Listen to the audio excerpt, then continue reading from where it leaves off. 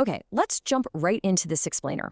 We're tackling your absolute most critical window of opportunity, those first 3 months in a new leadership role. Whether you're stepping up as a first-time manager or taking the helm as a new executive, let's be honest, this transition period is notoriously perilous.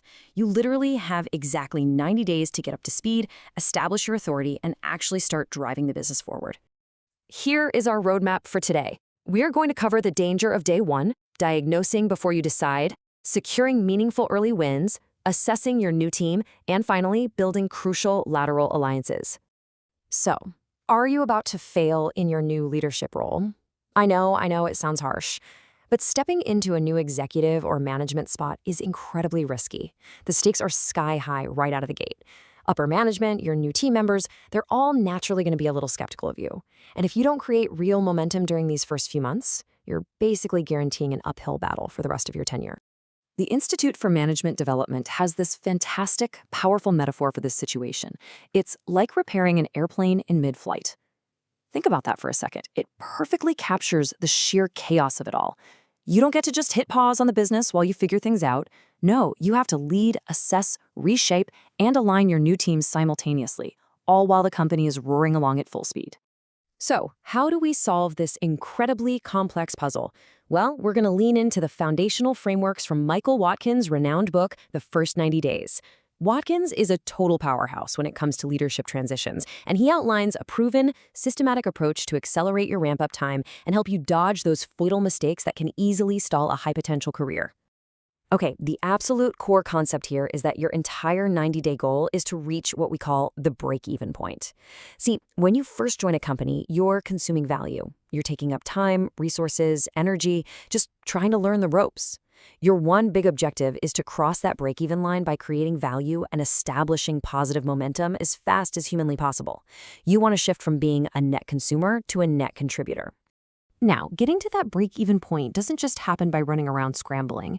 It requires a disciplined, phased approach. We break it down into a 30, 60, 90-day journey. The first 30 days, those are strictly dedicated to learning and assessing.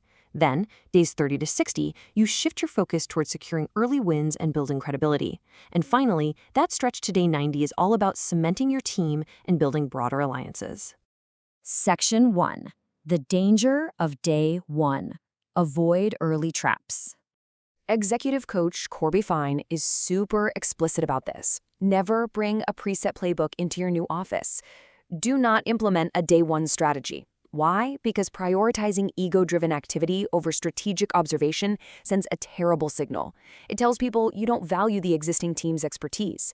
Listen, even if the current system is clearly broken, you need to deeply understand why it was built that way before you take a sledgehammer to it. Action without understanding, that's a complete recipe for disaster. Section 2. Diagnose before you decide. Learn before doing. Watkins gives us this brilliant framework called the STARS model to categorize your new environment. It stands for startup, turnaround, accelerated growth, realignment, and sustaining success. This is absolutely vital. I mean, your strategy in a fast-paced startup needs to look completely different from how you tackle a turnaround, right? In a startup, your goal might be finding strategic focus, deciding what not to do. But in a turnaround, you might need to find the defendable core of the business and aggressively cut everything else back. There's no one-size-fits-all here. Your strategy has to match your specific situation. While you're in this early diagnostic phase, you've got to negotiate success with your boss. Don't just accept your situation as a given. Proactively engage them to shape the game. You need to clarify exactly what success looks like. Reach a consensus on whether you're actually in a turnaround or just a realignment. Secure the budget and talent you need, and ultimately gain their total buy-in for your 90-day plan. Remember, your boss controls your resources, and they interpret your actions to the rest of the company.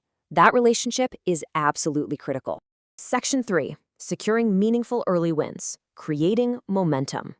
There's such a stark contrast between a rookie mistake and a real victory in this phase. An actual quick win is not some flashy, unilateral change designed to just stroke your own ego. A true early win is a targeted effort, ideally hit by day 45, that removes a highly visible obstacle for your direct reports. It's all about solving your team's pain points. Gather feedback, find out what's working and what isn't, maybe kill a few redundant meetings or fix a massive bottleneck. Give the team a win. It creates this amazing virtuous cycle of positive energy. Getting these early wins under your belt allows you to start building personal credibility. And look, even if you're brand new, people already have an opinion about you based on your reputation. So you need to intentionally shape that brand. Be demanding and hold people accountable, sure, but also be able to be satisfied so you don't completely crush their motivation. Be accessible and approachable, but don't get too familiar. You still need to maintain authority. And when you have to make the really tough calls, because you definitely will, make sure you do it in a way that preserves people's dignity and keeps things human. Section 4. Assessing your new team. Evaluate rigorously. By the end of your first 30 to 60 days, Walk-In says you need to rigorously sort your personnel. You'll naturally have some early impressions, but you have to take a step back and formally evaluate your team based on their competence, judgment, energy, and trustworthiness. You have to ask yourself, who do you keep in place because they're getting great results? Who do you keep and develop because they just need a little help? Who actually needs to be moved to a completely different seat on the bus? Who needs to be replaced entirely? And who do you simply need to observe for a bit longer before making a call? But to make those categorization decisions fairly and effectively, you really can't just rely on a gut feeling or who happens to answer questions the loudest in meetings. You must evaluate their functional expertise objectively.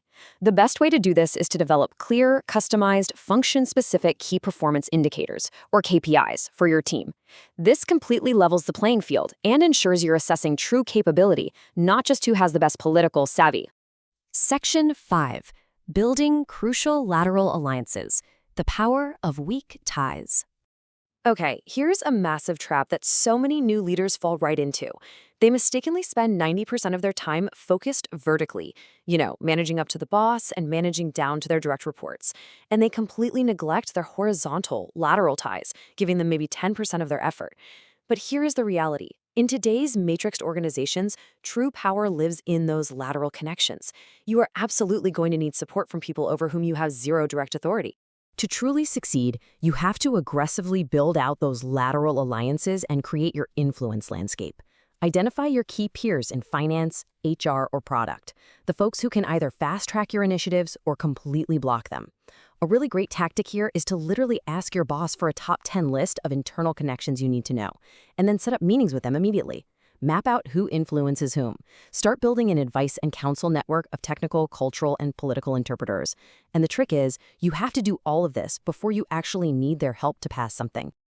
Ultimately, getting to that break-even point requires moving way beyond your immediate silo.